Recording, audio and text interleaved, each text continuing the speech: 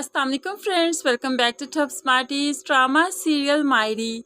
बहुत ही चालाकी से राहिला इस घर में आ तो गई, लेकिन अब सबके दिल में अपनी जगह भी बना रही है। सास के पास जाकर उसके कदमों में बैठ गई और कहने लगी, आप मुझे गलत मत समझिए, मुझे खुद को साबित करने का बस एक मौका तो दीजिए।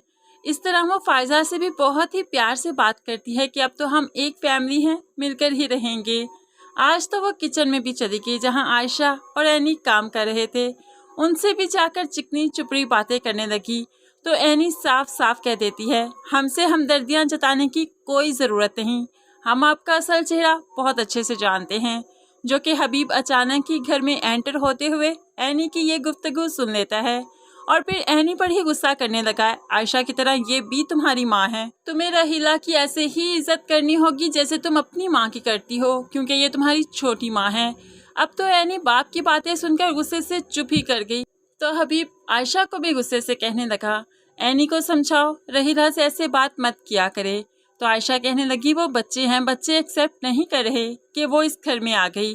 तो हबीब को गुस्सा आ जाता है, लेकिन सबको कबूल करना पड़ेगा, इस घर का फर्द है वो। अब राहिला ने बहुत ही चालाकी से अपनी सास और नंदों के दिलों में जगह बनानी शुरू कर दी, जो कि समीना को गवारा नहीं, क्योंकि आयशा अपने ही गुस्से में अपनी जगह से हटती जा रही है।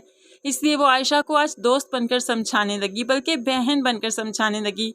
सबके दिलों में अपना मकाम पैदा करो, सबके करीब जाया करो, सबके साथ दुख सुख की बात किया करो, ताकि सब तुम्हारी साइड लें। राहिला तुम्हारा मकाम तुमसे छीनती जा रही है और तुम गुस्से में सब गवा दोगी। एक तरफ राहिला आयशा की जिंदगी खराब कर रही है तो दूसरी तरफ एमन ने सोच रखा है कि वो एनी की जिंदगी खराब करेगी, क्योंकि एमन अपने सर हमजा को बहुत चाहने लगी है कि उनके साथ शादी के ख्वाब देखती है। लेकिन जैसे ही पता चलेगा कि हमजा एनी को पसंद करता है, हमजा की किताब से एनी की तस्वीर निकल आएगी और उसे पता चल जाएगा कि वो शायरी मेरे लिए नहीं एनी के लिए लिखता है, तब तो वो घर में तूफान खड़ा कर देगी, क्योंकि ये एमन पहले फाहिर को पसंद करती थी और शादी उसकी एनी से हो गई। अब उसने अपने दिल को बदल दिया, हमजा की तरफ मोड़ दिया। तो अब जाकर पता चला कि हमजा भी एनी को ही चाहता है, उसी के ख्यालों में गुम रहता है।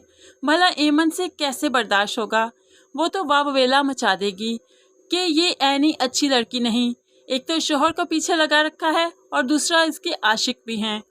तब जाकर समीना और साइका को भी पता चलेगा कि हमजा फाहिर का दोस्त नहीं, उसके पीछे नहीं आया करता था, बल्कि वो तो एनी को चाहता था, उसी को देखने आता था। ये तो फाहिर है जो हर बात पर एनी की पर्दा डाल देता है और उसके साथ ढाल बन के खड़ा हो जाता है।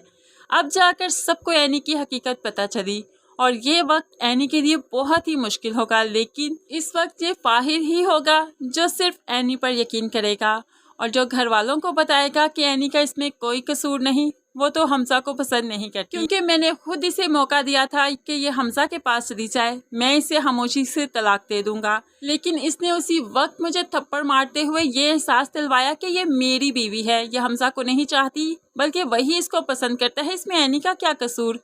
ऐसे अब फाहिर आगे चलकर एनी का साथ देगा और यही साथ फिर एनी को फाहिर के साथ मोहब्बत में मुब्तला कर देगा।